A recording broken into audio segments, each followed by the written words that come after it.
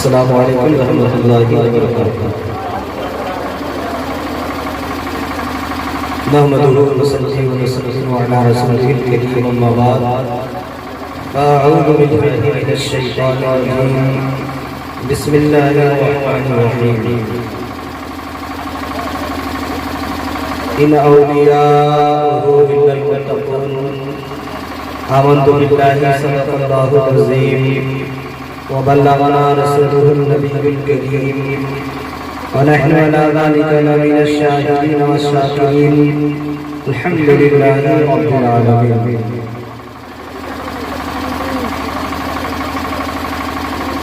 सुनाने अपनी बर्बादी के अफसाने कहाँ जाते, सुनाने अपनी बर्बादी के अफसाने कहाँ जाते, तेरा दर छोड़कर ख्वाजा ये दीवाने कहाँ जाते।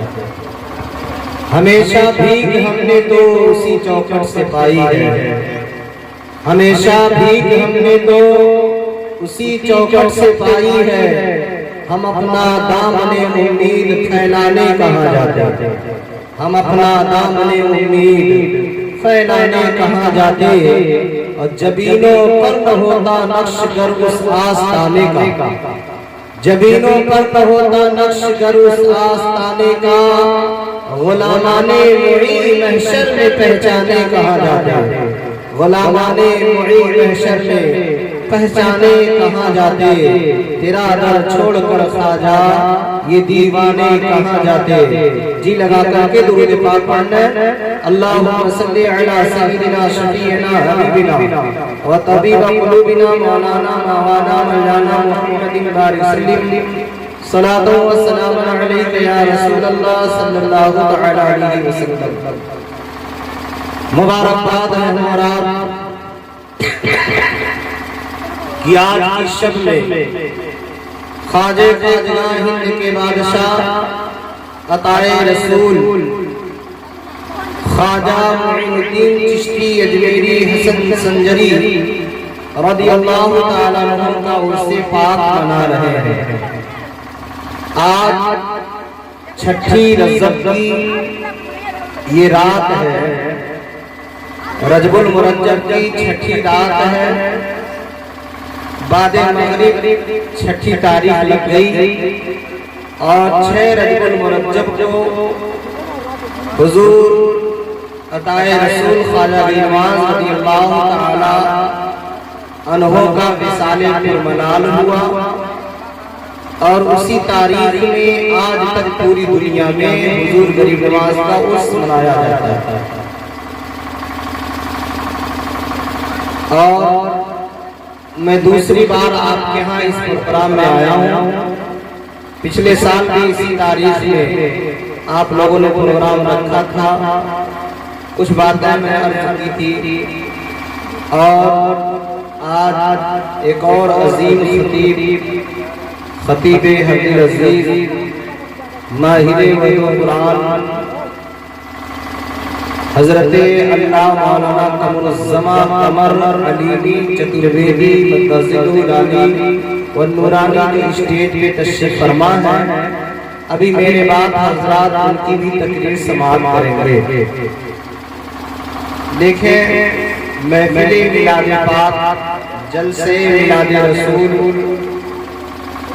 या जश्न ख्वाजा नवाज, जश्न गौसे आज़म, जश्न आला हज़रत, जश्न रहमतुल आलमीन, ये हम जो भी करते हैं ना, इसका फायदा बहुत ज्यादा है।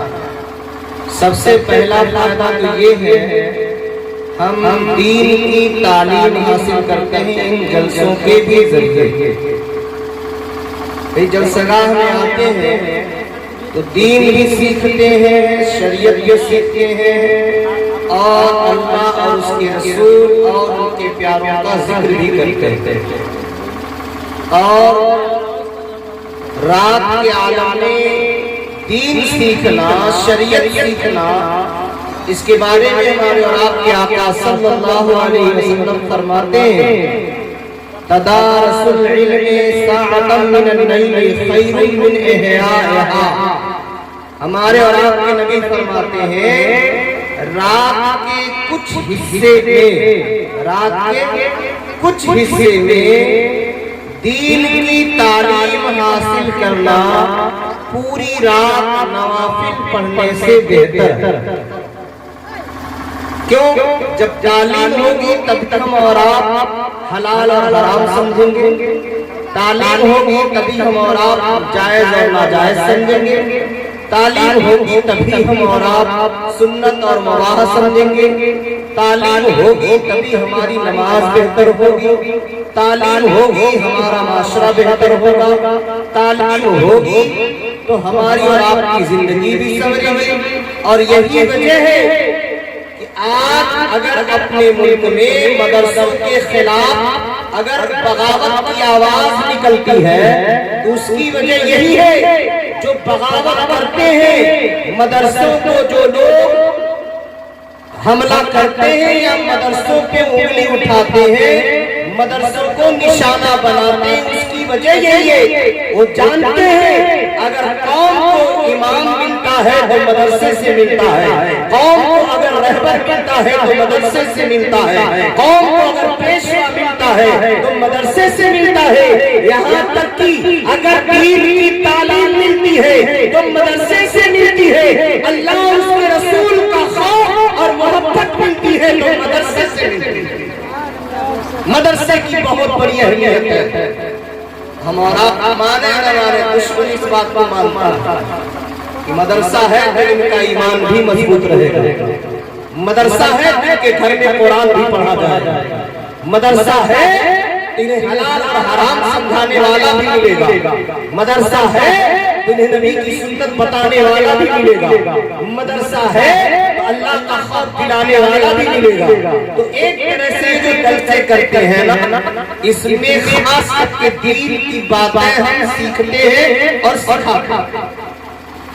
बहुत से ऐसे लोग हैं जो उम्र दराज हो चुके हैं, वो मदरसा नहीं जाते, अब उन्हें सीखने के बेहतरीन मौका मिलाद और जलसा भी होता है, क्योंकि आज भी हमारे अंदर जहालत बहुत ज्यादा, आज भी हमारे नौजवान पाकी और नापाकी नहीं समझते, आज भी हमारी बहन बेटियां सही तरीके से पाकी और नापाकी नहीं समझते। इसलिए हम और आपकी भी मिलाद हो तो वहाँ बात छूटने वक्त न गुजारे, बल्कि उलमा की बातों को सुने और समझे कि आलिम क्या बयान कर रहे हैं, उलमा क्या बयान कर रहे हैं, खुतबा क्या बयान कर रहे हैं, हम उस पर ध्यान दें। तो नबी फरमाते हैं रात के कुछ हिस्से में इल्म दीन सीखना पूरी रात नफिल पढ़ने से बेहतर है। अब इसको आप ध्यान में रखिएगा, बहुत लंबी लंबी तकरीरें नहीं होंगी, 1 घंटा मैं बोलूंगा, 1 घंटा चतुर्वेदी साहब बोलेंगे, बीच में नाथानी होगी, तो लेकिन ध्यान से सुनिएगा, मैं तकरीर भी करूंगा, बीच बीच में कोई मसले की बात आएगी तो मसला भी समझाऊंगा, क्योंकि मसले का जानना बहुत जरूरी है। जैसे बताऊं, माँ बेटियां बैठी हैं, ये रुमाल, ये रुमाल, अब ये रुमाल नापाक हो जाए, ये रुमाल नापाक, और हमारे घर की बहन बेटियां जब कपड़ा धुलती है तो सारा कपड़ा एक ही में भिगोती है। अब देखिए घर में 10 कपड़े पाक और नापाक की अलग बात है, गंदा और नापाक दोनों में फर्क है। एक होता है कपड़े का गंदा होना और एक होता है कपड़े का नापाक, दोनों में फर्क। जैसे मैं कपड़ा पहना हो ना, ये जब गंदा होगा मैल वगैरह लगे इसको धुल दिया जाता है, अब जिस तरह चाहे जो है कोई नापाकी का कोई मसला इसमें नहीं है।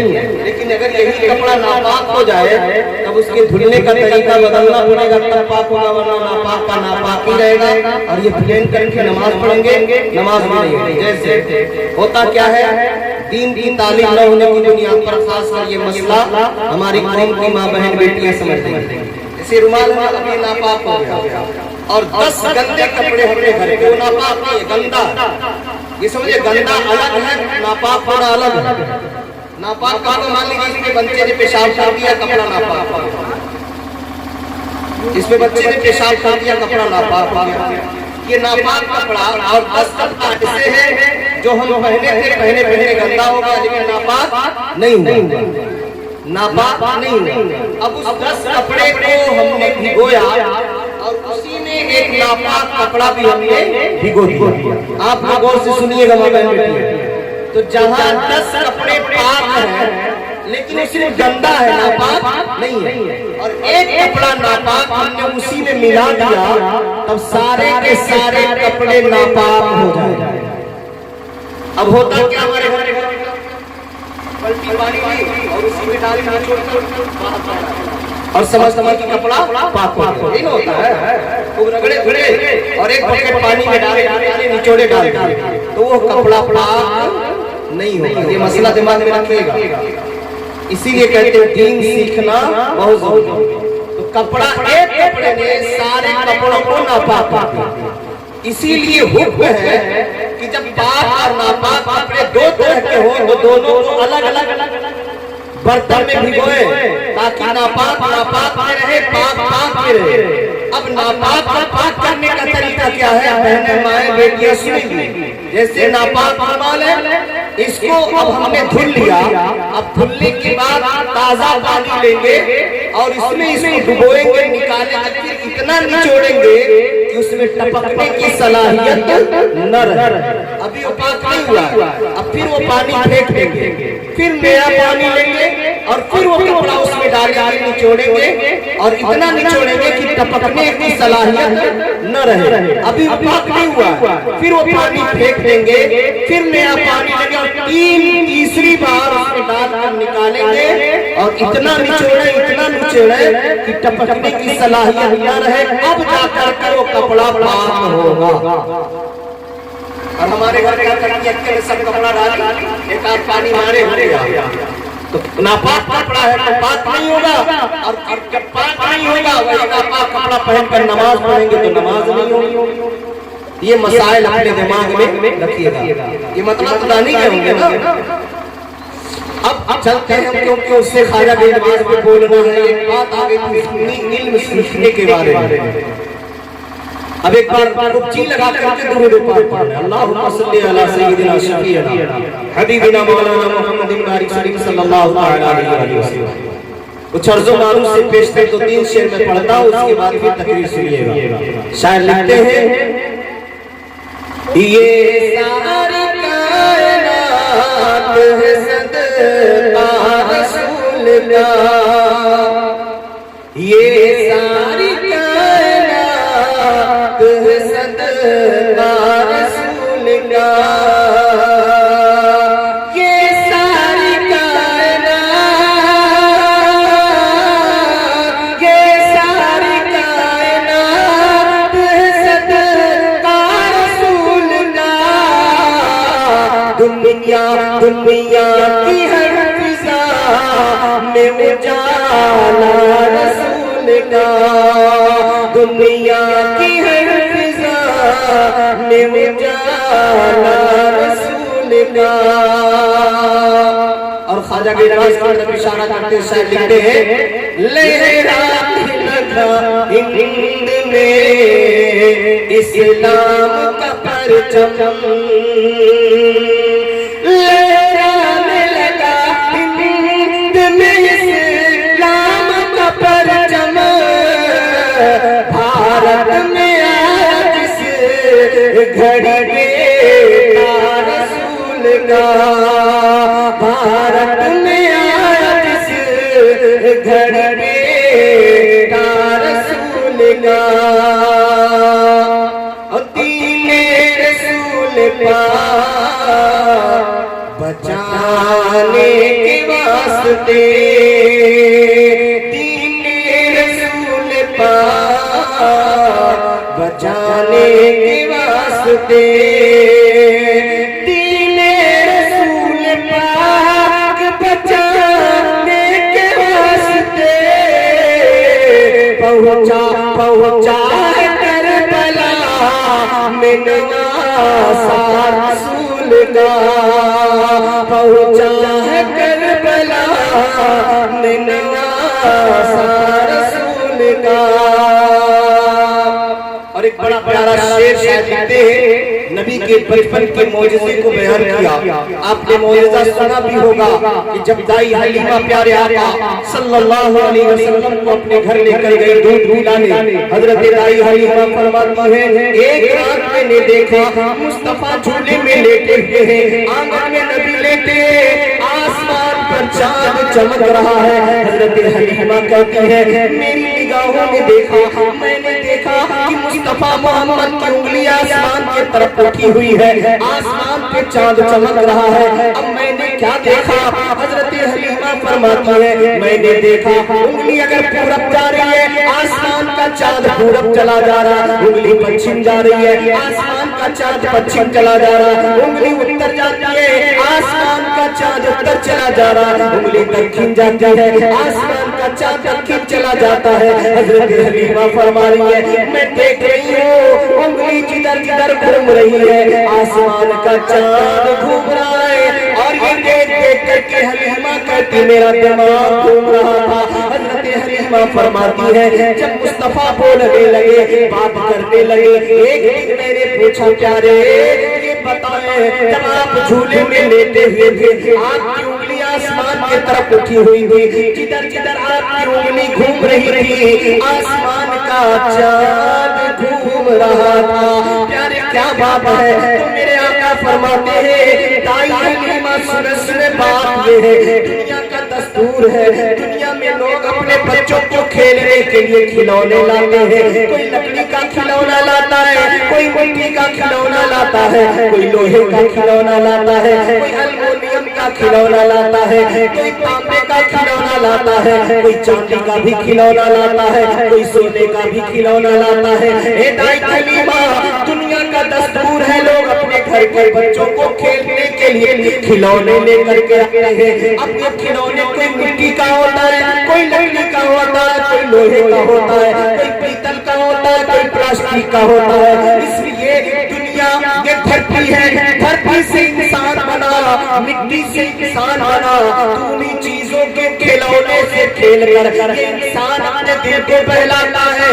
जो जमीन से निकलती है, लोहा जमीन से है, लकड़ी जमीन से है, एल्युमिनियम जमीन से है, तांबा जमीन से है, पीतल जमीन से है, सारी चीजें जमीन से निकल रही है। ये इंसान भी जमीन से, इसी मिट्टी से बना है। तो इन चीजों को खेलकर अपने दिल को बहलाता है। ऐ हलीमा सुने, ये दुनिया का दस्तूर है। इसी तरह अल्लाह ने मुझे मिट्टी से नहीं बल्कि अपने नूर से बनाया है। मैं नूर हूँ, आसमान का चांद भी नूर है। इसलिए अल्लाह ने मुझ मोहम्मद को खेलने के लिए आसमान का चांद मेरे लिए खिलौना बना दिया है। अब शायर वही नक्शा खींचते हैं और बड़े अच्छे अंदाज में लिखते हैं कि झूले में आप ले चांद फलक पे, झूले में आप लेटे, झूले में आप लेटे चांद फलक पे, फिर भी बना हुआ है खिलौना रसूल का, फिर भी बना हुआ है खिलौना रसूल का। ये सारी कायनात सदका रसूल का। अल्लाहुम्मा सल्ली अला सय्यिदिना शफीइना हबीबिना व तबीब क़ुलूबिना मौलाना मवाना मौलाना मुहम्मदिन बारिक सल्लल्लाहु अलैहि वसल्लम अलैका या रसूलुल्लाह सल्लल्लाहु अलैहि वसल्लम।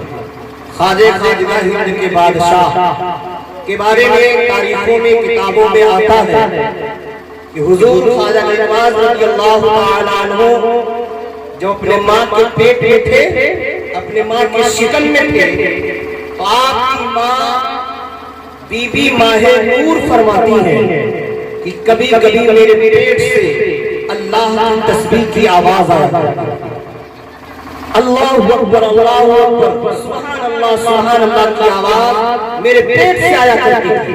मैं हैरत में पड़ जाता कि मेरे पेट से सुभान अल्लाह की आवाज आ रही है, अल्लाहु अकबर की आवाज आ रही है। हजरत बीबी माहे नूर फरमाती है मैं घबरा जाती थी, ये आवाज कहां से आ रही है, अल्लाह की तस्बीह कौन कर रहा है, तो ऐसी आवाज आती थी ऐ बीबी माहे नूर घबराओ नहीं, अगर मेरी तस्बीह की आवाज आ रही है, मेरी तकबीर की आवाज आ रही है, तहलील की आवाज आ रही है, इससे घबराना नहीं। ऐ बीबी माहे नूर ये कोई और नहीं है, तेरे पेट में पलने वाला बच्चा मेरी तस्बीह पढ़ रहा है।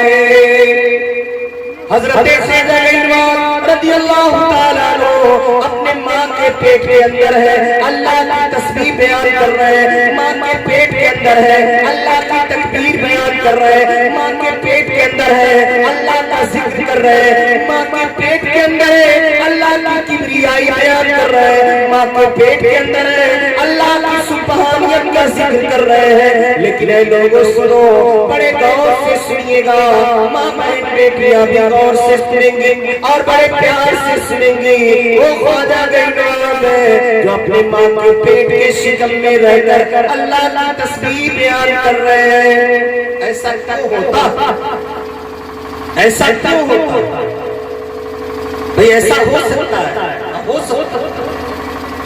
माँ के पेट के अंदर भी रहकर बच्चे कुरान पढ़ सकते हैं, कुरान सीख सकते हैं, अल्लाह की तस्बीह बयान कर सकते हैं, और इस तरह की बहुत सी किताबों में भी इसका तज़किरा आया हुआ है। लेकिन ये कब हो, पेट में पलने वाला बच्चा अल्लाह का कोई खास बंदा हो, और जो माँ बाप होंगे वो माँ बाप गाने सुनने वाले नहीं होंगे, वो माँ बाप फिल्म देखने वाले नहीं होंगे। अरे यार, जब माँ बाप नेक होंगे तो पेट में पलने वाला बच्चा भी नेक होगा। लेकिन अफसोस से कहना पड़ता है आज हमारी माँ बहनें बैठे बैठे गाना सुन रही हैं, फिल्म देख रही है, तो उनका बच्चा भी आवारा बनता है, उनका बच्चा भी नचनिया बनता है, नहीं बनता है। जितने नौजवान यहाँ बैठे, कितने लोग नमाज पढ़ते हैं गौर कर सकते, और कितने लोग हैं जिनके पास है और मोबाइल में कुरान सुनते हैं या नबी की नात सुनते हैं। अरे लड़के तो लड़के, लड़कियां भी कम नहीं है। अब तो घर की औरतें भी बाप रे बाप भोजपुरी गाना लगा लगा नाच रही है। हमारी बेटियां भोजपुरी गाना लगा लगा नाच रही है। अब हमारी बहनें, हमारी बेटियां, कौम के लोग कहते हैं यार हुकूमत अच्छी नहीं है, तो फला अच्छा नहीं है, फला अच्छा नहीं है।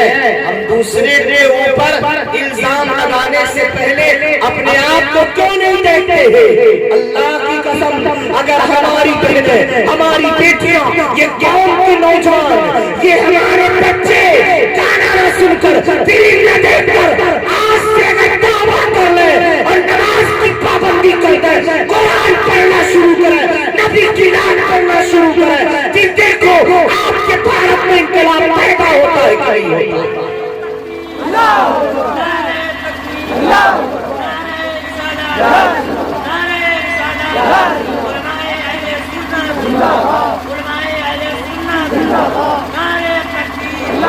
इंकलाब पैदा होगा, इंकलाब, लेकिन शर्त यह है कि माओ को नेक बनना पड़ेगा, शर्त यह है कि बहनों को नेक बनना पड़ेगा, शर्त यह है कि भाइयों को नेक बनना पड़ेगा। आप नेक बन करके देखें, आप शरीयत की पाबंदी करके देखें, ये भोगने वाले मिट जाएंगे, ये उंगलियां उठाने वाले मर जाएंगे। शर्त यह है कि हम पक्के मुसलमान बन जाए। शर्त यह है अगर ख्वाजा की मोहब्बत है तो ख्वाजा की जिंदगी को देखें, ख्वाजा के सबरोज को देखें, ख्वाजा के किरदार को देखें, ख्वाजा की जिंदगी को देखें। हमारे ख्वाजा ने अपनी जिंदगी किस तरह गुजारी है, उनके शब रोज कैसे गुजरे हैं, और ये कोई बड़ी बात नहीं है। इस तरह का जिक्र तो कि बच्चे माँ के पेट के अंदर रहकर भी दुनिया देखते हैं, पेट के अंदर रहकर अल्लाह का जिक्र करते हैं, पेट के माँ के अंदर रहकर भी नबी का जिक्र करते हैं। इस तरह से आइए अपने ही मुल्क हिंदुस्तान में एक कितने बड़े आलिम दीन है, एक कितने बड़े आलिम दीन है जिनका नाम हजरत शेख वलीउल्लाह मुहद्दिस देहलवी रहमतुल्लाह अलैहि, हजरत शेख वलीउल्लाह मुहद्दिस देहलवी जो मुहद्दिस देहलवी के नाम से दो लोग मशहूर हैं, एक अल्लामा मुहद्दिस देहलवी है और एक शेख वलीउल्लाह मुहद्दिस देहलवी है। ये दोनों मुहद्दिस बड़े मशहूर हैं दिल्ली की सरजमीन पर। हजरत शेख वलीउल्लाह मुहद्दिस देहलवी है जिन्होंने खुद अपने बारे में लिखा है। अल्लाह अकबर। किताब का नाम भी बता रहा हूँ, उस किताब का नाम है अनफासुल आरिफीन। किताब का नाम है अनफासुल आरिफीन। राइटर कौन है? हजरत शेख वलीउल्लाह मुहद्दिस देहलवी लिखने वाले, वो खुद अपने बारे में लिखते हैं। शेख वलीउल्लाह मुहद्दिस देहलवी अपने बारे में लिखते हैं और क्या लिखते हैं कि एक बार ऐसा हुआ, हजरत शेख वलीउल्लाह मुहद्दिस देहलवी फरमाते हैं मैं अपने माँ के पेट के अंदर था, मैं अपने माँ के पेट के अंदर था। अपने वालिद की बात करते हैं, उनके वालिद का नाम था शाह अब्दुल रहीम। शाह अब्दुल रहीम के वाक़े की उन्होंने जिक्र किया, नकल किया कि एक बार जब मैं अपने माँ के पेट के अंदर था, मेरे घर के दरवाजे पर एक भीख मांगने वाला आया, रोटी मांग रहा था, रोटी मांग रहा था। हजरत शाह वलीउल्लाह मुहद्दिस देहलवी लिखते हैं कि मेरे वालिद गिरामी घर के अंदर गए और जितनी रोटियां पकी थी उसमें से आधी उठाए और लाकर उस फकीर के हाथ पर रख दी। वो फकीर वो रोटी लिया और चलता बना। शाह अब्दुल रहीम घर के अंदर गए, फिर लौट कर आए और जो फकीर रोटी लेकर जा रहा था उससे आवाज देते ओ भाई इधर आओ, इधर आओ। वापस आता है क्या क्या रुको।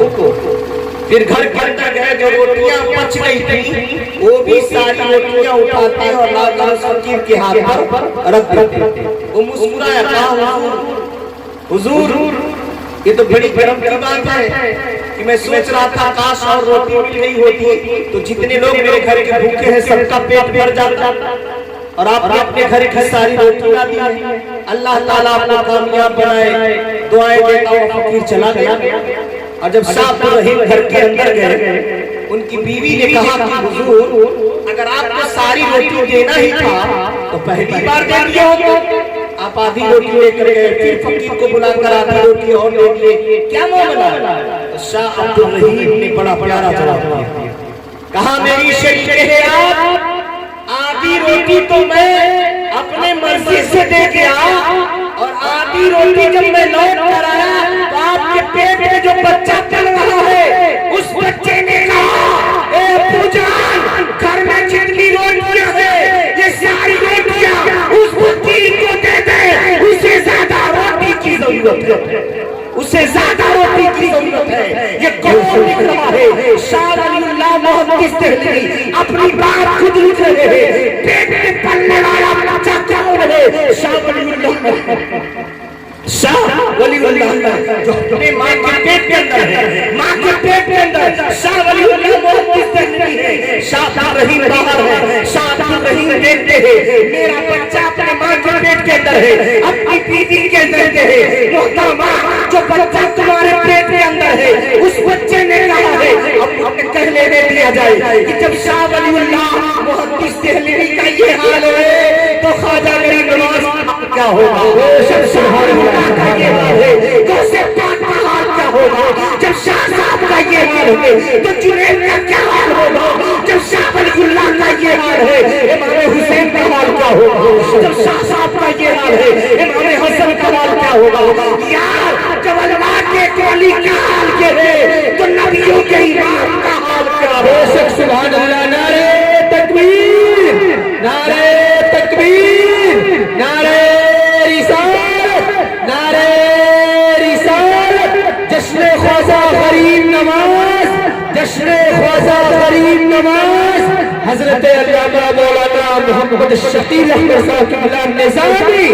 नारे तकबीर, नारे रिसालत।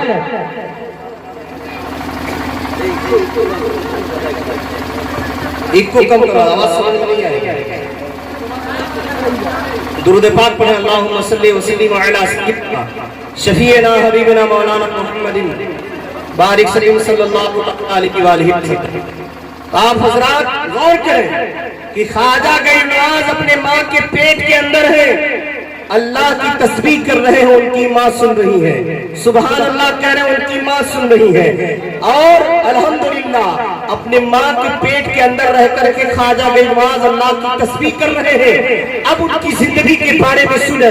जब ख्वाजा गरीब नवाज धरती पे तशरीफ लाई, जब पैदा हुए बचपने के आलम में थे, दूध पीने का आलम है, शीरखारगी का आलम है। ख्वाजा साहब का हाल क्या है? आज तो हम एक दूसरे से नफरत रखते हैं, एक दूसरे से दुश्मनी रखते हैं, एक दूसरे को देखकर जलते हैं और बड़ी दुश्मनी रखते हैं। लेकिन सुने, अल्लाह के लिए कभी आपस में दुश्मनी न रखें, अल्लाह के लिए कभी एक दूसरे से कपट न रखें, एक दूसरे से हसद न रखें, एक दूसरे से कीना न रखें, बल्कि इस तरह से बनकर रहे जिस तरह मैंने हाथ को बंद किया है, इस तरह से रहे। और जब इस तरह से रहेंगे ताकत आपके पास होगी, कुव्वत आपके पास होगी। लेकिन जब ऐसे रहेंगे तो कोई भी पकड़ कर मरोड़ देगा, और जब ऐसे रहेंगे तो सोचना पड़ेगा। हमें और आपको ऐसे रहने की जरूरत है। माँ बहन बेटी आप भी ऐसे बनकर रहो, ऐसे बनकर रहो। आपस में प्यार, आपस में मोहब्बत, एक दूसरे से लगाओ, एक दूसरे से अकीदत, एक दूसरे से उनसियत, एक दूसरे से प्यार होना चाहिए। आज अफसोस के साथ कहना पड़ता है, हमारे ख्वाजा गरीब नवाज का हाल क्या है? आपकी माँ फरमाती है, आपके समाने उम्री के बारे में लिखा जाता है कि ख्वाजा गरीब नवाज अपने माँ की गोद में है, अपनी माँ की गोद में खेल रहे हैं। लेकिन ख्वाजा साहब के सामने अगर कोई छोटा बच्चा रोने लगता तो अपने माँ के गोद में उछलने लगते, कूदने लगते। यानी आपको बुरा लगता, किसी को रोना देखना पसंद नहीं करते थे, किसी बच्चे को परेशानी के आलम में पसंद नहीं करते थे।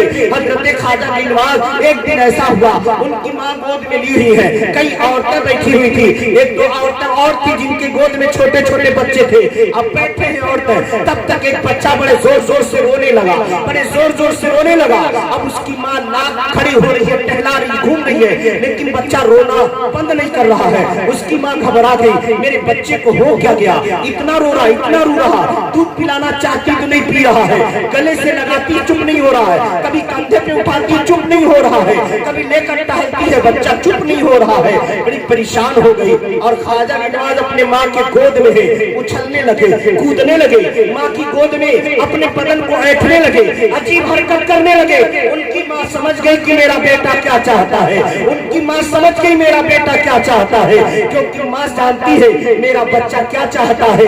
बच्चा जब रोने लगता है माँ समझ जाती है मेरा बच्चा दूध पीना चाहता है। माँ माँ होती है, माँ की अदाएं अजीब होती है, माँ की ममता अजीब होती है, माँ का प्यार अजीब होता है, माँ की मोहब्बत अजीब होती है।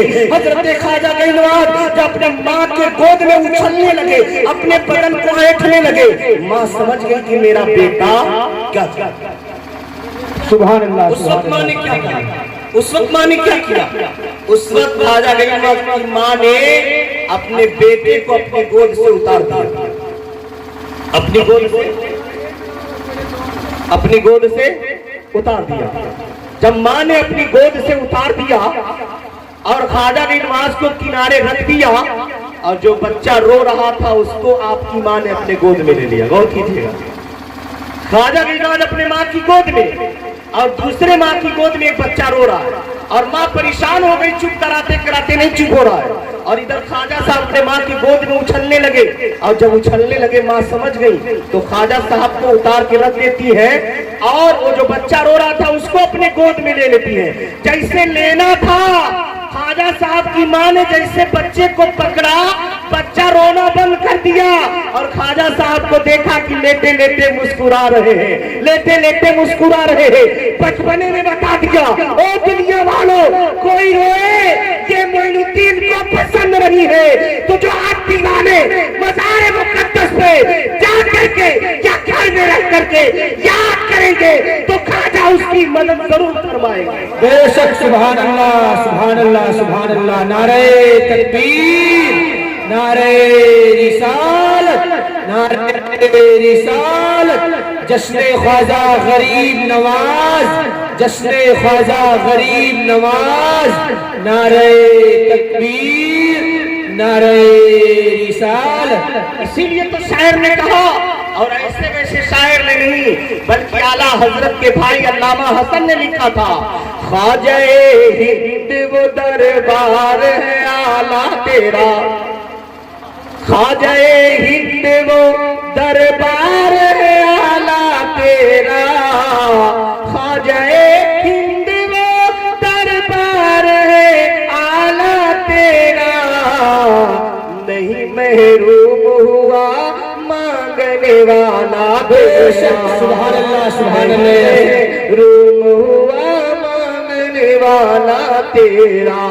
वो ख्वाजा की नवाज है जिनकी जिंदगी अल्लाह अकबर, अल्लाह के खौफ और नबी की मोहब्बत से भरी हुई जिंदगी।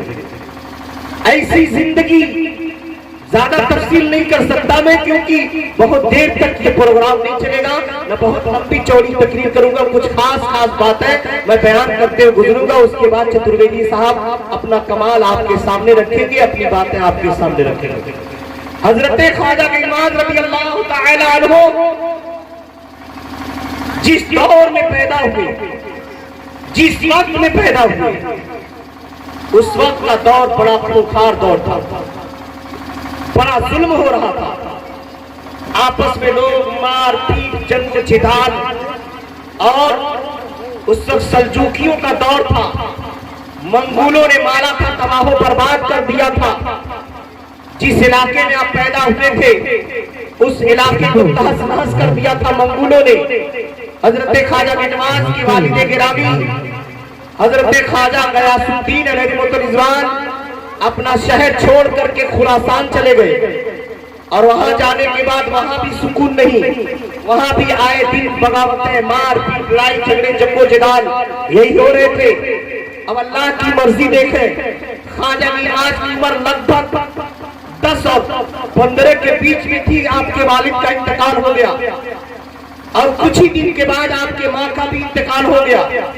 अब पूरी जिम्मेदारी आपके ऊपर।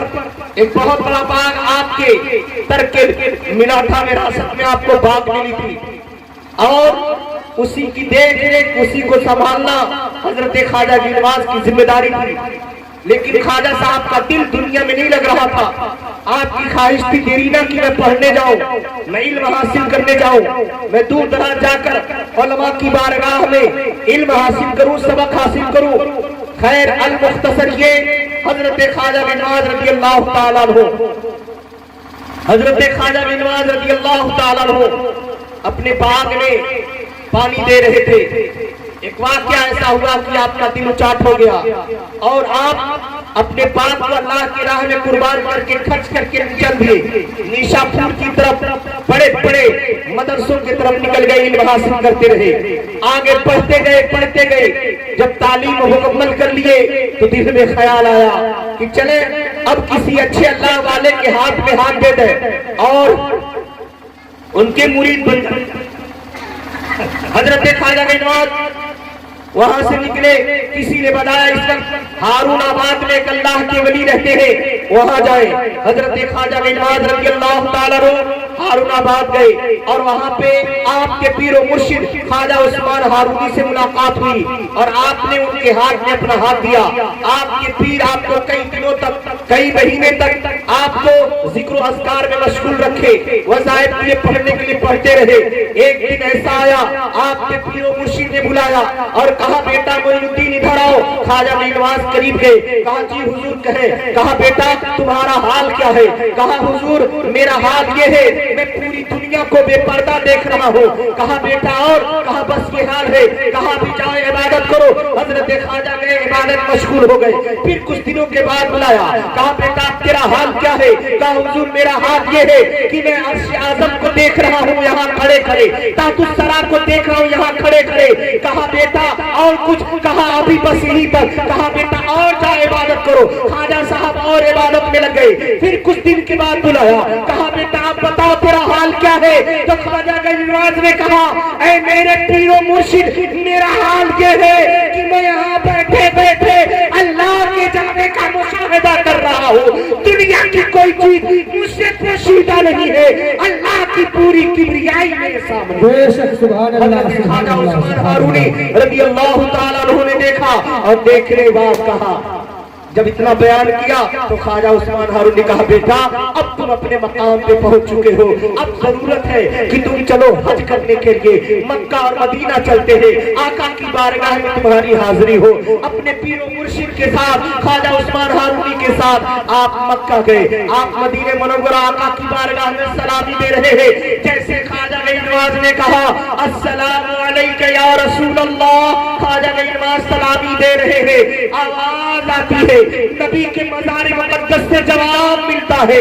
जैसे ख्वाजा साहब ने कहा अस्सलामु अलैका या रसूल अल्लाह, तो मुस्तफा ने जवाब दिया व अलैका सलाम या सुल्तान अल हिंद, ए हिंदुस्तान के वाली तुम्हें भी सलाम हो, तुम्हें भी सलाम हो। तो सुल्तानुल हिंद किसी और ने नहीं बल्कि हमारे और आपके आका सल्लल्लाहु अलैहि वसल्लम ने फरमाया। अल-मुख्तसर, ये मैं तफसील नहीं कर रहा हूँ, मुख्तसर बताते हुए आ रहा हूँ। अब ख्वाजा गरीब रज़ी अल्लाह ताला अन्हु फिर मदीने से चले और बगदाद होते हुए बहुत से शहरों में उबूर करते करते ख्वाजा गरीब रज़ी अल्लाह ताला अन्हु शब्ज़ाजार पहुंचे। वहाँ पे एक मामला आया बहुत जबरदस्त। वहाँ से आप मुल्तान लाहौर होते हुए आप दिल्ली की सरजमीन पर होते हुए आप दिल्ली की सरजमीन होते हुए अजमेर आए थे। और जानते हैं उस वक्त अजमेर का हाल क्या था? पूरी हिंदुस्तान में सबसे बड़ी ताकत का नाम उस वक्त अजमेर था। हिंदुस्तान में सबसे बड़ी ताकत का नाम अजमेर था। किसी राजा के अंदर अजमेर के वाली से जंग करने की हिम्मत नहीं थी। उस वक्त अंग्रेज अजमेर की जो हुकूमत थी पृथ्वीराज चौहान की, बड़ी जबरदस्त हुकूमत थी और बदनाम किया जाता है मुसलमान बादशाहों को। जब तक मुसलमान बादशाह नहीं आए थे ना, ये हिंदुस्तान बटा हुआ, अलग अलग राजा अपनी अपनी हुकूमत कायम किए थे। अरे हिंदुस्तान को एक करने वाले मुसलमान बादशाह, एक मुल्क बनाने वाले मुसलमान बादशाह, वरना कई कई अलग अलग रियासतों में बटी हुई थी। अपना ये धरती, अपना मुल्क अलग अलग रियासतों में बटा हुआ था। मालवाड़ा अलग है, अजमेर अलग है, चित्तौड़ अलग है, जयपुर अलग है, आगरा अलग है, दिल्ली अलग है, इस तरह से अवध अलग है। ये सारे इलाके अलग अलग बटे हुए थे और हर जगह अपना अपना राजा, अलग अलग राजा अपने अपने राजपाट चला रहे थे। ये हाल था वहां हिंदुस्तान का। ये तो अल्लाह ने करम किया, जब मुसलमान बादशाह हिंदुस्तान में आए तब जाकर हिंदुस्तान को एक किया और एक बादशाह ने पूरे हिंदुस्तान पर फिर हुकूमत करना शुरू किया। तब जाकर के हिंदुस्तान अपना सोने का चिड़िया बना। आज कोई बदनाम करे कर ले, लेकिन आज भी जो गर्व से लोग कहते हैं ताजमहल, ये मुसलमानों ने दिया। गर्व से कहा जाता है कुतुब मीनार, ये मुसलमान ने दिया। गर्व से जहां आज हमारे मुल्क का प्रधानमंत्री अपने मुल्क, हमारे मुल्क के परचम को बुलंद करता है, वो किसी और ने नहीं बल्कि हमारे मुस्लिम बादशाहों ने बनाया है। लाल किला जैसे किले को, इमारत को किसी और ने नहीं, मुसलमान ने बनाया। कहाँ कहा जाए। लेकिन अफसोस ये है कि आज हमारे नौजवानों को अपनी इतिहास और अपनी तारीख नहीं मालूम। इनसे पूछ लो तो फिल्म के हीरो हीरोइनों का नाम खड़ा खड़ा बताएंगे, नहीं बताएंगे। फिल्म की स्टोरी पूछे तो हमारे नौजवान धड़ाधड़ बताएंगे, कौन हीरो है, कौन हीरोइन है, कौन डांस है, कौन गद्दार है, कौन हीरो, कौन हीरोइन, क्या क्या गाना है, ये सब नौजवान बताएंगे। लेकिन अपनी इतिहास पूछो बिल्कुल खाली। और ये समझ लें, जो कौम अपनी इतिहास को भुला देगी उसे मिटा दिया जाएगा। अपनी इतिहास न भुलाएं, अपनी तारीख न भुलाएं। और टीपू सुल्तान तनहा पूरे अंग्रेजों को मार भगाने के लिए काफी था। तनहा टीपू सुल्तान पूरे अंग्रेजों को मार कर भगा देता, क्योंकि टीपू सुल्तान का नाम सिर्फ हिंदुस्तान ही में नहीं बल्कि इंग्लैंड के लोग टीपू सुल्तान के नाम से कांपा करते थे। उनके ईमान में जलजला आ जाता था टीपू सुल्तान का नाम सुनकर। लेकिन किन लोगों ने धोखा दिया? अपने ही लोगों ने धोखा दिया। मराठवाड़े के मराठियों ने धोखा दिया, हैदराबाद के लोगों ने, मुसलमानों ने धोखा दिया। और जब अपने लोगों ने गद्दारी की तब टीपू सुल्तान को अंग्रेज मार गिराए, वरना किसी के अंदर ताकत नहीं थी कि टीपू सुल्तान को हरा दे। वो टीपू सुल्तान ही की ताकत थी। जब टीपू सुल्तान ने कहा था गीदड़ की 100 साल जिंदगी से बेहतर शेर की एक दिन की जिंदगी बेहतर है, टीपू सुल्तान ही ने कहा था। और आज भी जिसके तलवार को इंग्लैंड के अंदर नुमाइश के तौर पे रखा हुआ है, टीपू सुल्तान वो थे जिनके दौरे हुकूमत में एक नहीं दो नहीं बल्कि 150 ऐसी मंदिर थी, मंदिर 150 मंदिरों को बाकायदा हर महीने में वजीफा दिया जाता था टीपू सुल्तान के तरफ, पगार तनख्वाह दी जाती थी टीपू सुल्तान की तरफ से हर महीने में। लेकिन उनको भी बदनाम किया गया। अब अगर किसी के आंख में बड़ा तिनका नजर नहीं आता तो उसकी आंखों का कसूर है। अगर किसी की आंख फूट गई है तो उसके फूटने का कसूर है। और अल्हम्दुलिल्लाह मुसलमानों ने तो बहुत कुछ दिया है। और जंग आजादी को ले लीजिए, जंग आजादी इतिहास भूल गए हैं।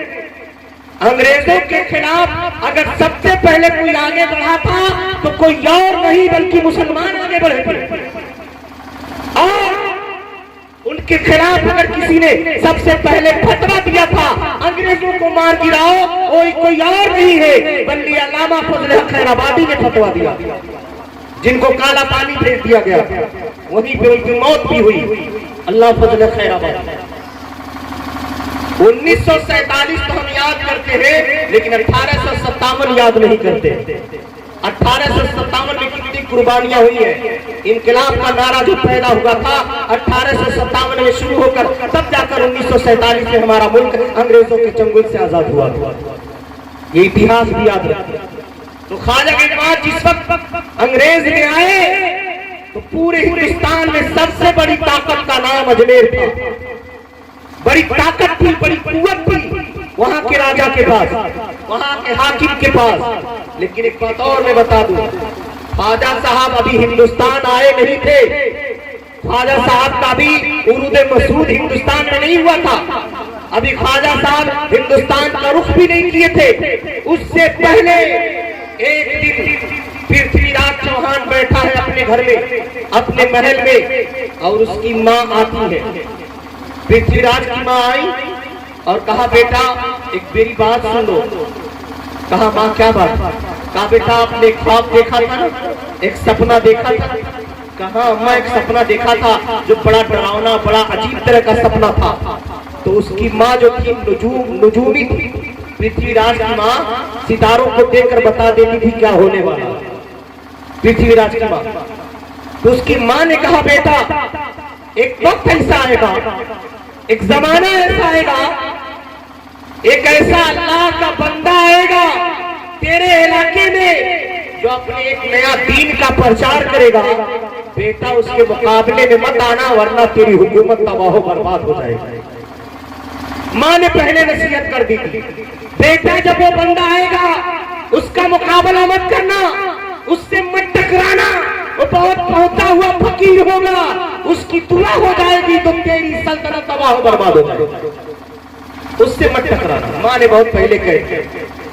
अब ख्वाजा गिनाज रज़ी अल्लाह ताला हो दिल्ली होकर के फिर दिल्ली से होते होते आप अजमेर पहुंचे। और जब अजमेर की सरजमीन पर पहुंचे तो उस वक्त पूरा इलाका राजपूतों का था, पूरा इलाका राजपूतों का। और राजपूत जो होते हैं ना उनके अंदर अपने कौम का जज्बा बड़ा जबरदस्त होता है, अपने मजहब का जज्बा बड़ा जबरदस्त होता है। और वो ताकतवर भी होते हैं, कुव्वत वाले भी होते हैं, पहलवान होते हैं। ख्वाजा गिनाज रज़ी अल्लाह ताला अन्हु जब अजमेर में पहुंचे कुछ मुरीदों के साथ, तो पहले तो लोग अटपट लगा। आप जाकर एक जगह इबादत कर रहे थे तो धीरे धीरे कुछ लोग भी जाने लगे, देखे ये बाबा कहाँ से आया है, कौन फकीर है। तो कुछ राजपूतों को बड़ा बुरा लगा, बड़ा बुरा लगा। एक दिन कुछ राजपूत आए और कहा, बाबा यहाँ क्या करने आए हो और क्या तुम करते हो, आवाज लगाते हो, कुछ करते हो, क्या है ये? कहा, ओ लोगों, मैं अल्लाह रब्बुल इज्जत के दीन को लेकर के आया हूँ, तबलीगे दीन के लिए आया हूँ। कहा, किसकी इबादत करते हो, किसकी पूजा करते हो? कहा, एक अल्लाह की इबादत करता हूँ, एक खुदा की इबादत करता हूँ। तो ख्वाजा गरीब ने जब इतना कहा तो लोगों को अजीब लगा। कहा, अगर एक खुदा की इबादत करनी है तो यहाँ क्यों आए हो, जाओ यहाँ से निकल जाओ। तो ख्वाजा गरीब ने कहा, ओ लोगों सुनो, मैं अल्लाह की तबलीग के लिए आया हूँ, दुनिया की कोई ताकत मुझे तबलीग से नहीं रोक सकती। तो बड़े गुरूर में थे सब। कहा, जानते नहीं हो, अगर ऐसे करोगे तो तुम्हें मार भी डालेंगे, यहाँ से भगा भी डालेंगे। ख्वाजा गरीब ने कहा, धमकियां तुम लोग अपने पास रखो, हम अल्लाह की इबादत करने आए और उसी का प्रचार करने आए। दम है तो रोक लो, ताकत है तो रोक लो। बड़े गुस्से में वहां से चले गए और आपस में खूब मशवरे करने लगे। तारीखों में ऐसी ऐसी बातें मिलती है, बहुत तकलीफ दी गई ख्वाजा साहब को, बहुत ज्यादा तकलीफ दी गई।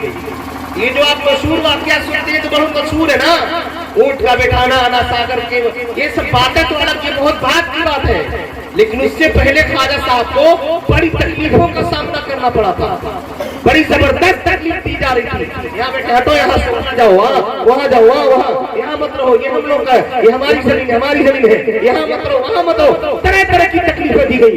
एक दिन ख्वाजा गरीब रज़ी अल्लाह ताला अन्हु, उनके मुरीद हैं और आप इबादत में लगे हुए, नमाज पढ़ रहे थे। 4-5 राजपूत आए, हाथों में उनके डंडे थे, लेकर के आए। ख्वाजा गरीब रज़ी अल्लाह ताला अन्हु है, तशरीफ फरमा इबादत कर रहे हैं, मुरीदीन कुछ बैठे हैं और जैसे वो आए कि चलो डंडे से मार मार कर इनको भगा दिया जाएगा, लेकिन उस पूरे नीयत से आ रहे थे ना, जैसे ख्वाजा साहब पे निगाह पड़ी, आप इबादत कर रहे थे, ऐसा लगा कि उनके बदन में करंट लग गया, बिजली लग गई हो, जहां थे वहीं खड़े हो गए, जहां थे वहीं खड़े हो गए, आगे नहीं बढ़ पा रहे, न पीछे हट पा रहे हैं, न उनका हाथ काम कर रहा है, न लाठी काम कर रही है, परेशान है। ख्वाजा साहब इबादत आराम से किए और इबादत करने के बाद जब सलाम फेर कर दुआ मांगते हैं, पलट कर देखते हैं, कहते क्या बात है, क्यों खड़े हो वहां पे, क्या बात है? तो उन लोगों के बदन में हरकत आई, कहा नहीं कोई बात नहीं, बस ऐसे आए थे, फिर वहां से वापस चले गए। और इस तरह से कई बार ख्वाजा साहब के खिलाफ हमले इख्तियार किए गए, कई बार उनके खिलाफ साजिशें की गई। वहां के राजपूतों ने क्या क्या नहीं किया ख्वाजा साहब के साथ, लेकिन ख्वाजा की मोहब्बत, ख्वाजा का इखलाक कुछ ऐसा था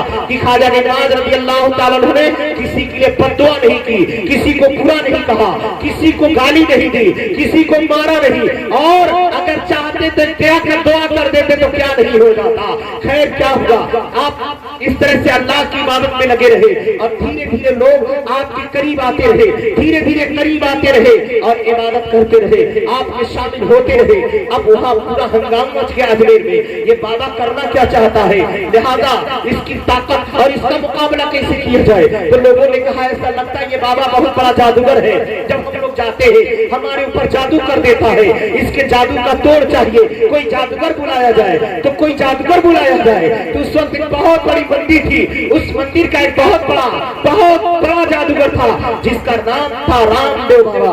वो रामदेव बाबा, उसके पास लोग है और कहा चलो वो बाबा एक फकीर आया है, उसका मुकाबला करना है। तो कहा अच्छा रुको, मुझे कुछ देर सोचने दो। वो अपनी आंखों को बंद करता है, मंत्र पढ़ता है, मंत्र पढ़ने के बाद अपने शैतानों को भेजा और जब पूरा मुकम्मल पता कर लिया, आंखों को खोलता है तो लोगों से कहता है देखो वो बहुत शक्तिशाली बाबा है, बड़ा ताकत वाला बाबा है, उससे मुकाबला करना आसान नहीं है, वो सिर्फ जादूगर ही नहीं है, उसके पास और भी कोई ताकत है, लेकिन चलो उसके तौर पर हम अपने जादू से उसे हराएंगे। अब रामदेव बाबा वहां से निकला है ख्वाजा का मुकाबला करने के लिए। जब ख्वाजा का मुकाबला करने के लिए निकला है, अल्लाह अकबर, जानते ही क्या हुआ, रामदेव चला ख्वाजा साहब से मुकाबले के लिए आगे बढ़ा।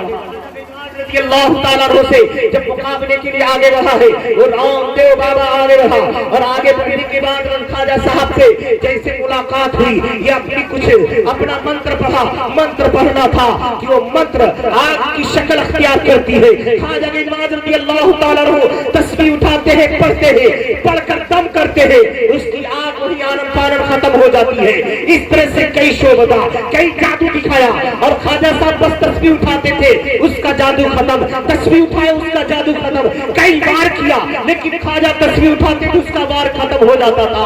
रामदेव परेशान हो गया, दौड़ कर आया, कहा ओ बाबा ये बताओ, मैं पूरी जादू अपनी ताकत लगा चुका लेकिन मेरी जादू तुम्हारे सामने फेल हो जा रही है, ये कौन सा जादू तुम्हारा है? तो हमारे ख्वाजा ने कहा, ओ राम सुन ले, ओ देव सुन ले, ये कोई जादू नहीं है, ये कोई शोभना नहीं है, तू जादू दिखाता है, इधर अल्लाह की ताकत का इस्तेमाल होता है। सुन ले, मैं कोई जादूगर नहीं, बस ये अल्लाह की तस्बीह हुई तहवील की देन है कि तेरे सारे जादू अल्लाह के जिक्र के सामने काफूर हो जाते हैं। सुभान अल्लाह, सुभान अल्लाह, सुभान अल्लाह। अल्लाह के जिक्र सामने काफिर हो जा रहे हैं। इतना सुनना था, वो जो गया था मुकाबले में, रामदेव गया था मुकाबले में, फौरन ख्वाजा साहब के कदमों पे गिर गया, कहा हाँ मैं मान लिया, ये कोई जादू नहीं है, ये कोई सहर नहीं है, ये कोई टोटका नहीं है, ये कोई शोभना नहीं है, क्योंकि मुझसे मुकाबला करने वाला हिंदुस्तान में कोई जादूगर नहीं है। अगर ये जादू होता तो मुकाबला हो जाता, अगर ये सहर होती मुकाबला हो जाता, लेकिन मैंने मान लिया ये जादू नहीं है। ऐ बाबा मुझको भी अपना गुलाम बना लो, ए बाबा मैं भी तौबा करके आपके हाथ में मुसलमान बनना चाहता था। अल्लाह अकबर। इतने बड़े स्थल का वो जमाने का पुजारी, उस जमाने का जादूगर, उस जमाने का शोभनाबाज ख्वाजा साहब के करामत को देखकर ख्वाजा साहब के कदमों पे गिर गया और माफी मांग करके पढ़ लिया कलमा, मुसलमान बन गया। ख्वाजा गजवाद रज़ियल्लाहु ताला अन्हु की बारगाह में ये पहला जादूगर जब इस्लाम कबूल करता है तो पूरे अजमेर में हंगामा मच गया, हंगामा मच गया। अब तो ये बात करते करते पृथ्वीराज चौहान तक पहुंची, राजा पथौड़ा के पास पहुंची। अब राजा पथौड़ा बड़ा गुरूर और घमंड में था, उसके पास इतनी ताकत थी कि एक बार शहाबुद्दीन गौरी मुकाबले में आया था तो शहाबुद्दीन गौरी और उसके सिपाही मैदान छोड़ करके भाग गए थे और शहाबुद्दीन गौरी भी बहुत सारा जख्म खाकर वापस चला गया था। उसके कुर्ते में जो खून लगा था और जो लश्करी कपड़ा पहना था, शहाबुद्दीन गौरी ने कसम खा लिया था जब तक मैं बदला नहीं लूंगा राजा पथौड़ा से, न मैं ये कपड़ा उतारूंगा, न मैं ये लिबास चेंज करूंगा। जो खून लगा था वो खून लगा ही है, कपड़ा नहीं बदला। साल भर का जमाना गुजर गया था लेकिन शहाबुद्दीन गौरी वही एक कपड़ा पहने रहा, वो कपड़ा निकाला नहीं ताकि बार बार निगाह उस पर पड़े और बार बार उसे याद आए कि कहीं वो शिकस्त खाया था। वो शिकस्त खा करके बहुत सारा जख्म लेकर के जख्मी होकर के मैदान से गया था। अब उधर ये बड़ा गुरूर में था राजा पथौड़ा कि मेरा मुकाबला कौन कर सकता है, मेरे सामने कौन टिक सकता है।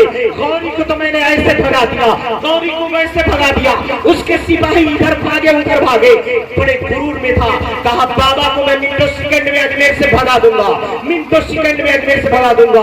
किसी ने आकर के कहा राजा, ओ राजा, वो बाबा तो मस्जिद की तामीर कर रहा है, दिन में नहीं करता है, रात में चिराग जला जला के मस्जिद बनवा रहा है। तो राजा उस पथौड़ा ने कहा पूरे मार्केट में ऐलान करा दिया जाए, ऐलान करा दिया जाए पूरे अजमेर में कि जो बाबा आया उसके साथ जितने लोग हैं अगर वो मार्केट में तेल लेने आए तो तेल न दिया जाए, उनको कोई सामान न दिया जाए, बिल्कुल उनके लिए दुकानों को बंद कर दिया जाए, उन्हें न तेल दिया जाए, न पानी दिया जाए, न आग दिया जाए, कुछ न दिया जाए, रोक दिया जाए। जब रुक जाएंगे वो परेशान होकर खुद भाग जाएंगे।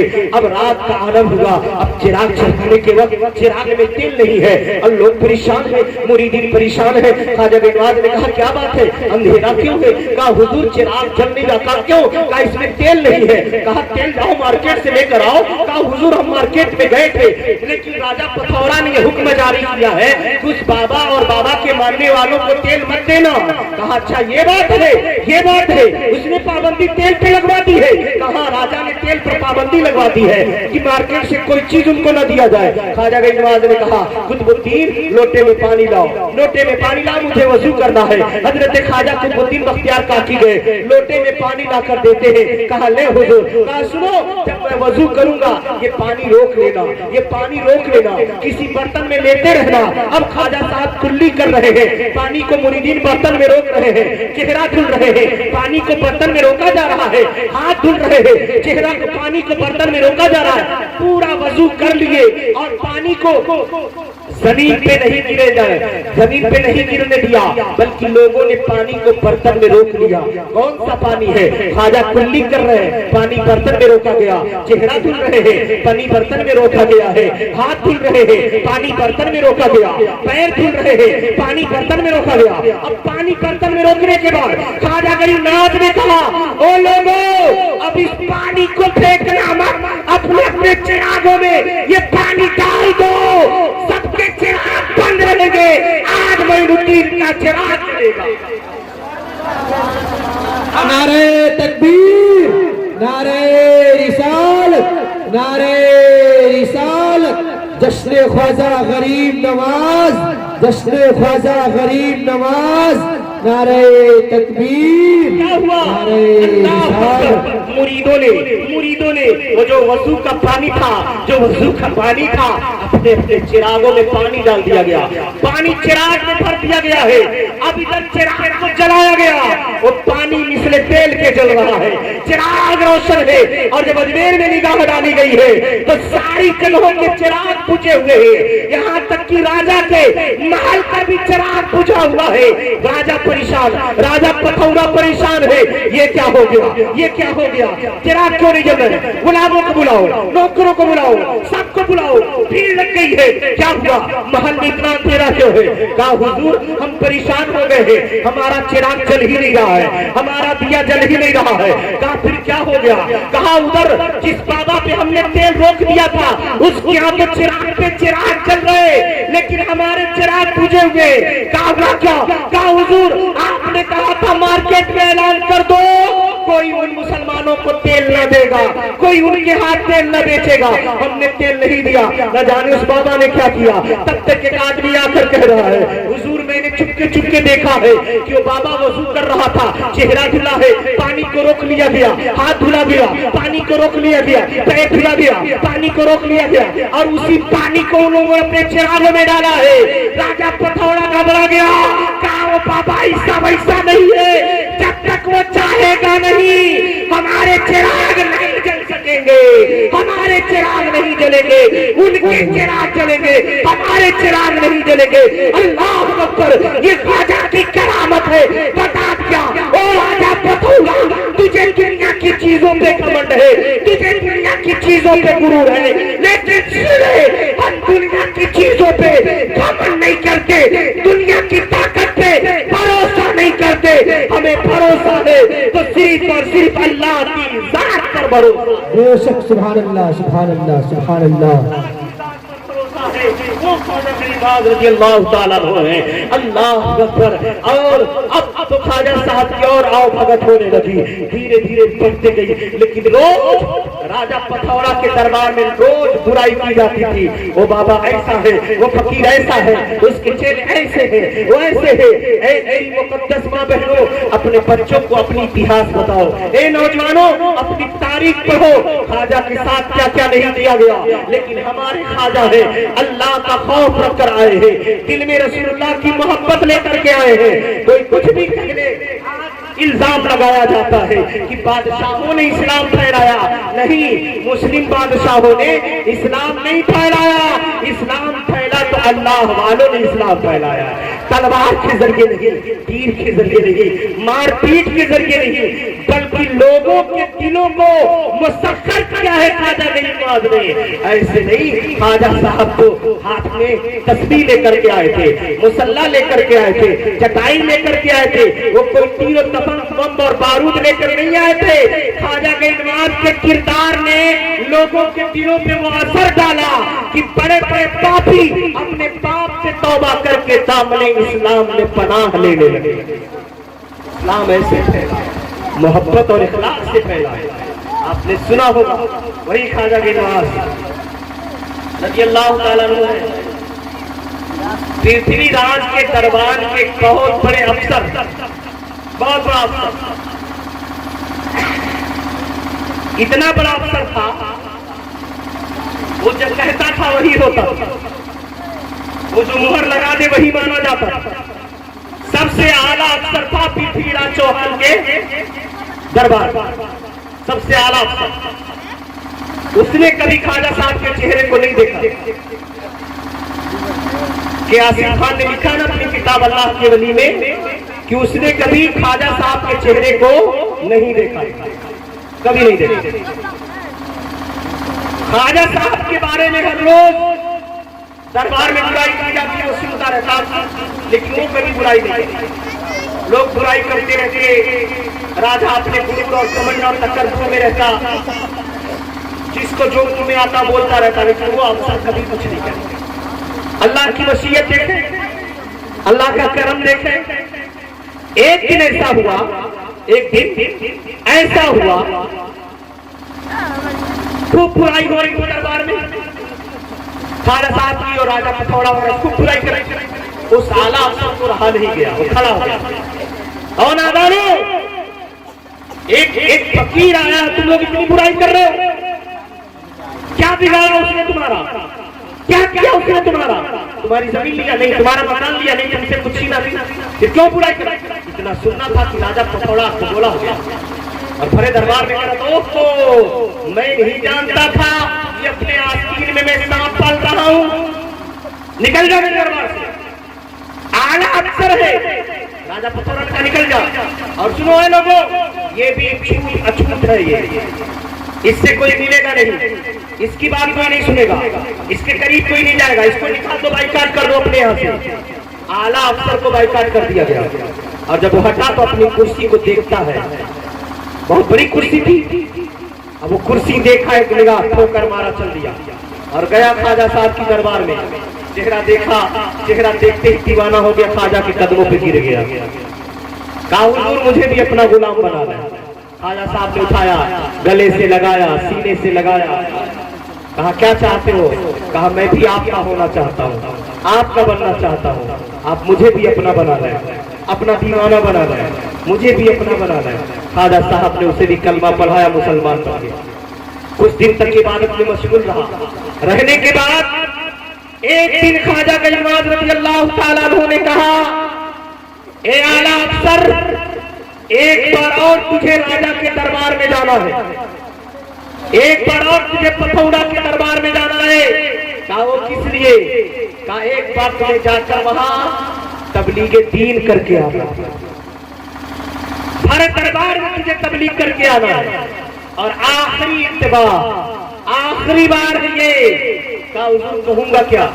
कहा जाना दरबार में कह देना, वो लोगों आसमानी फैसला हो चुका है, अब यही है कि तुम लोग भी सारे के सारे इस्लाम कबूल कर लो, और ना उसके बाद अब तुम समझना, ये एक बार ऐलान करके चले आओ।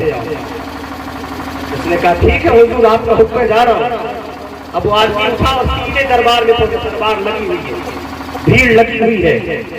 गया वहां अफसर खड़ा हो गया, कहा ओ पिथौड़ा, ओ लोगों सुन लो, आसमानी फैसला हो चुका है, ख्वाजा ने भेजा है, अभी भी वक्त है, तुम लोग अल्लाह को मान लो, कलमा पढ़ लो और एक खुदा की इबादत करो, ये आखिरी वक्त है। इतना सुनना था, क्या गुस्से में आ गया राजा पिथौड़ा और कहा फौरन पकड़ो, इसको बाहर करो।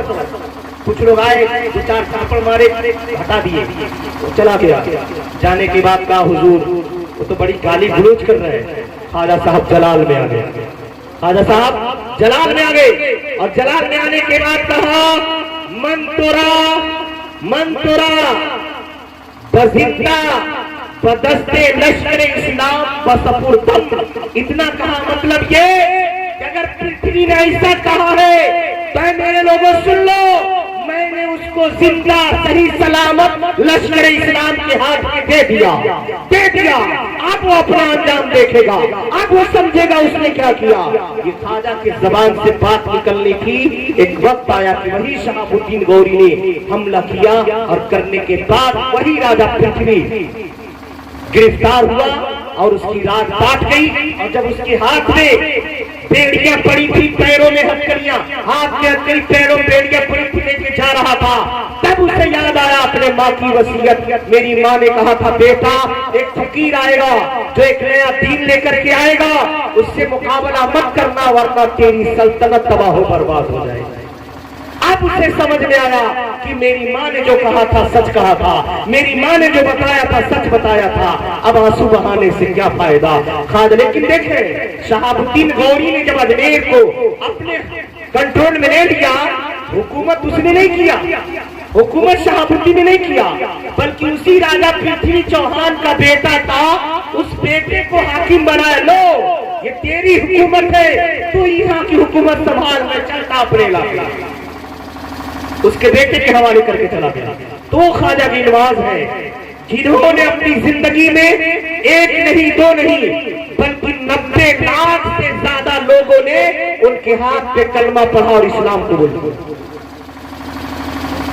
90 लाख लोगों ने कलमा पढ़ा और इस्लाम कबूल किया।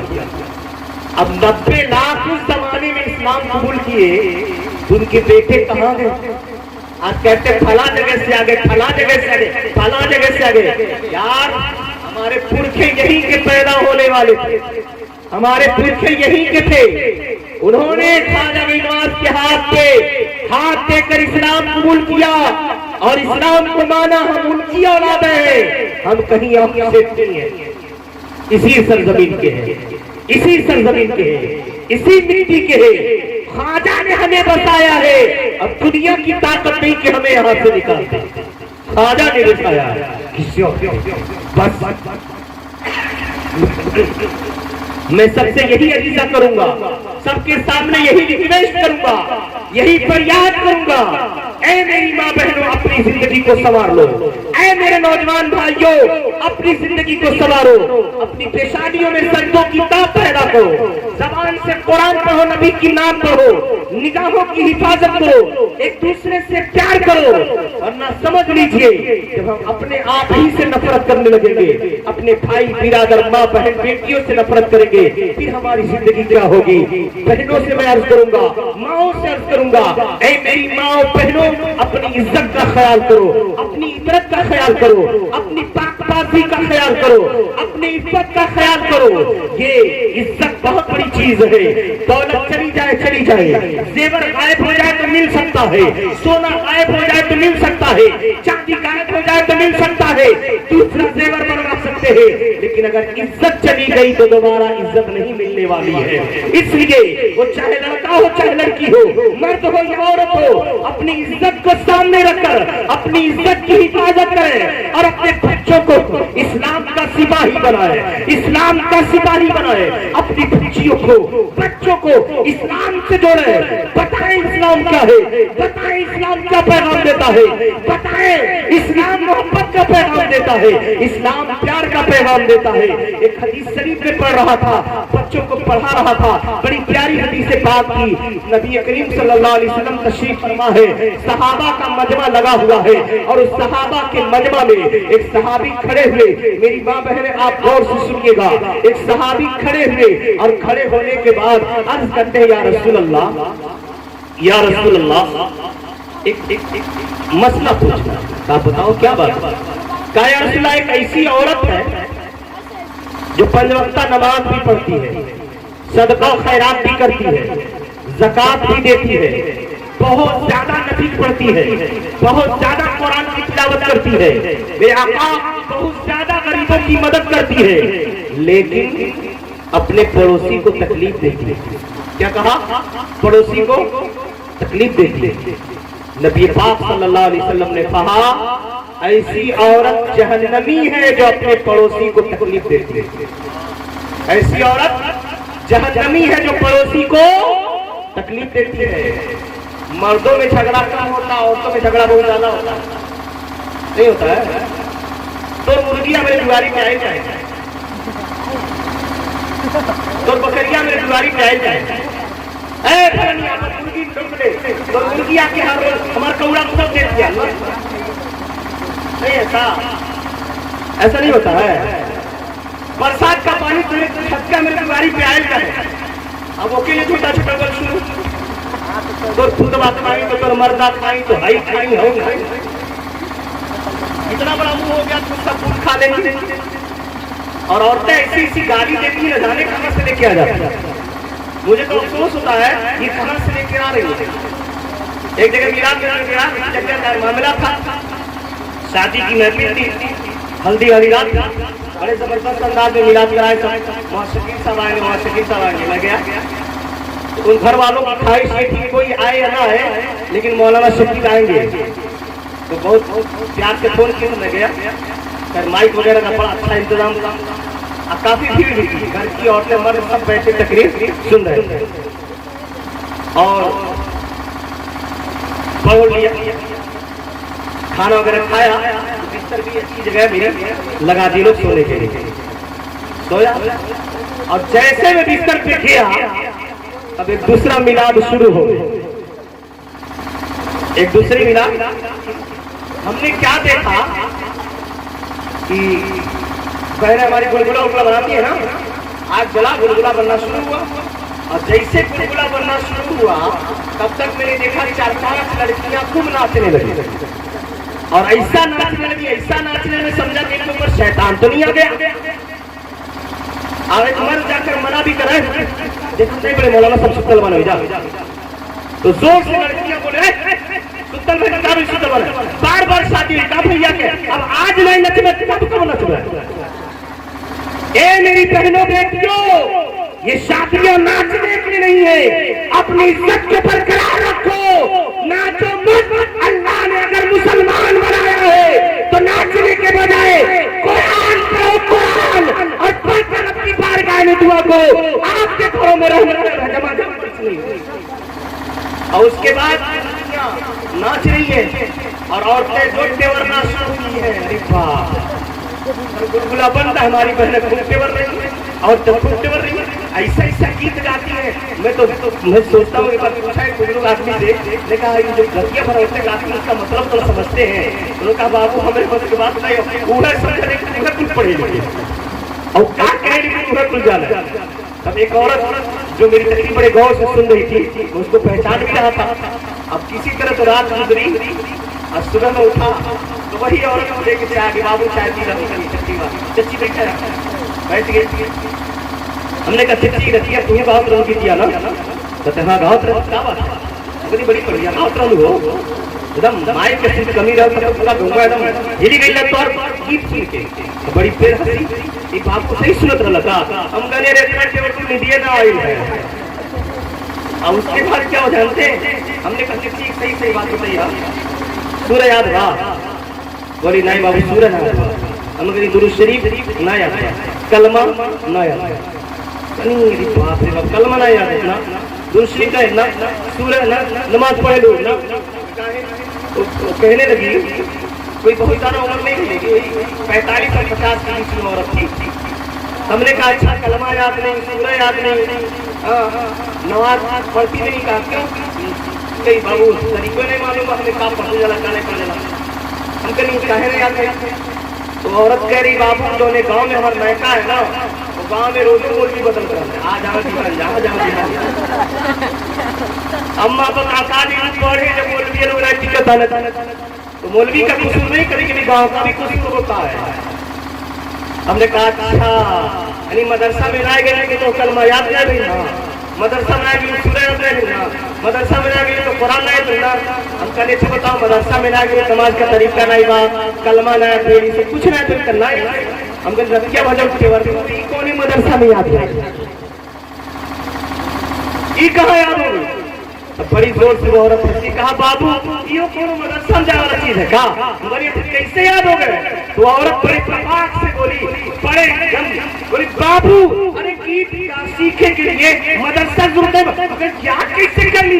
अरे बाप रे बाप, कह रही सुनो बाबू हम अपने अम्मा से सुन ली, खाला से सुन ली, बुआ से सुन ली, नानी से सुन ली, फला से सुन ली, सुनी सुनी के पूरा गीतिया याद हो गए। हमने कहा ओ नादान औरत, अगर सुन सुन के पूरी रात गाने के लिए गीत याद कर सकती है तो सुन सुन के नबी की नात भी याद कर सकती है, सुन सुन के कलमा भी याद कर सकती है, सुन सुन के दुरूद भी याद कर सकती है, सुन सुन के सूरत भी याद कर सकती है।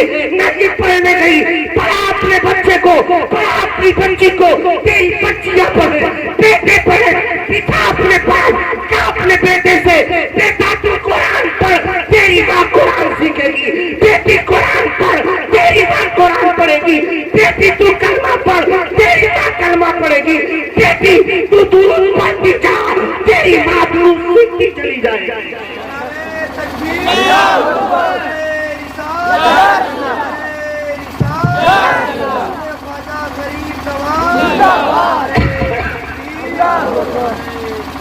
आज अफसोस तो यही है, हम गुनाह को एक दूसरे से देख कर सीख लेते हैं, लेकिन बेटियां एक दूसरे को देख कर सीखने की कोशिश नहीं करते हैं।